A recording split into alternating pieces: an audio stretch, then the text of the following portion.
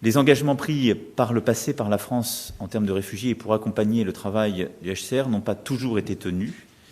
Et à ce titre, je veux que nous puissions, dans les prochaines années, en particulier en lien avec les deux principales régions de conflit et de crise que je viens d'évoquer, que la France puisse être au rendez-vous de manière réaliste des attentes qui sont légitimes à son endroit.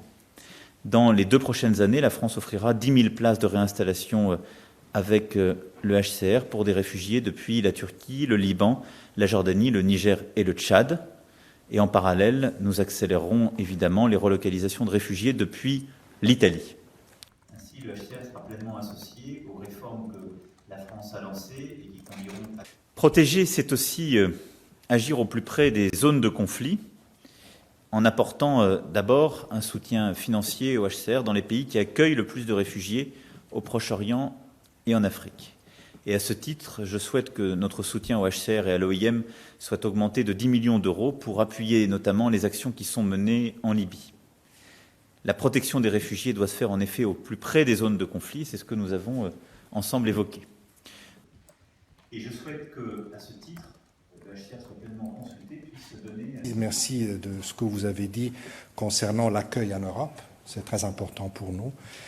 Faire plus là où les réfugiés se trouvent, dans les pays voisins des crises, est important, mais cela ne veut pas dire que l'Europe ne doit pas garder des standards d'excellence par rapport à l'accueil et à l'intégration des réfugiés. Donc tout ce que vous avez dit est très important.